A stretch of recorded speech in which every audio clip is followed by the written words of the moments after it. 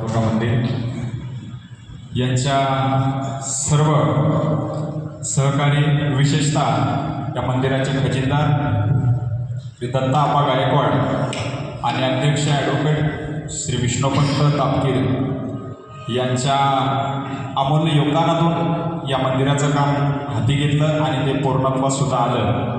आणि आजच्या नित्यनेमाप्रमाणे दर एकादशीची कीर्तनरूपी सेवा ही काही कारणास्तव माझ्याकडं आली आणि ती सेवा आमचे सगळे सहकारी, आमचे मृदंगवादक हरिभक्तपरायण कन्हैया, त्याच्यानंतर राम महाराज, त्याच्यानंतर गायनाचार्य श्री हरिभक्तपरायण सोपान महाराज शिंदे, किरण महाराज बारवकर, तसेच आमचे विनेकरी महाराज, विशेषतः ज्यांचं अफाट आमच्यावर प्रेम आहे आणि ज्यांनी आम्हाला हे व्यासपीठ उभं करून दिलं असे आमचे घोंगडे महाराज, त्याच्यानंतर देव फाट्यावरून आलेले आमचे सगळ्यांचे नावं मला माहिती नाही, जसं माऊली महाराज कदम, कळेकर महाराज, सगळे दादे महाराज आणि इतर सहकारी परिचित सगळ्यांचं नाव घेऊ इच्छित नाही, म्हणजे घेऊ शकत नाही. त्याच्यामुळे ही सेवा तुम्हाला समर्पण करण्यासाठी माझ्या बुद्धिमत्तेप्रमाणे जसं काही जमेल तशा पद्धतीनं मी चिंतन करण्याचा प्रयत्न करतो. अभंग 4 चरणाचा आणि तुकाराम महाराजांचा उपदेशपर प्रकरणातील आहे.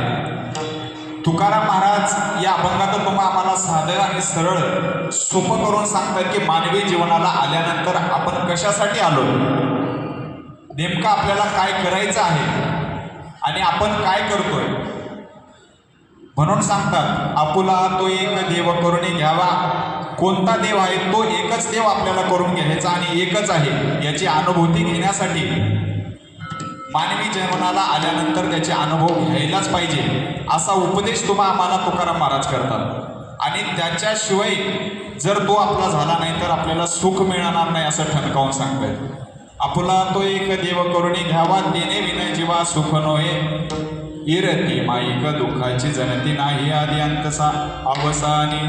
म्हणजे या देवा व्यतिरिक्त इतर भौतिक ज्या वस्तू आहेत त्याच्यामध्ये सुख नाही आणि ते शेवटी पदरात आपल्या दुःखच पडणार आहे असं सांगत त्याच्यानंतर 3ऱ्या चरणात असं सांगतात, अविनाश करी आपुलिया ऐसे लावी मना पिसे गोविंदाचे.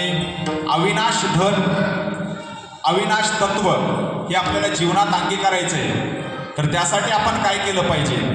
तुका अनेक मरणाची सरे उत्तमाची वरे कीर्ती मागे. जर ती देवाची प्राप्ती झाली तरच आपल्याला कीर्ती आपली शिल्लक राहणार आहे आणि मरण सरणार आहे, पण आपल्या नावाची जी कीर्ती राहणार आहे ती अजरामर राहणार आहे. ह्या साध्या आणि सोप्या सरळ भाषेतून आपल्याला उपदेश करण्याचा प्रयत्न करतो. विठ्ठल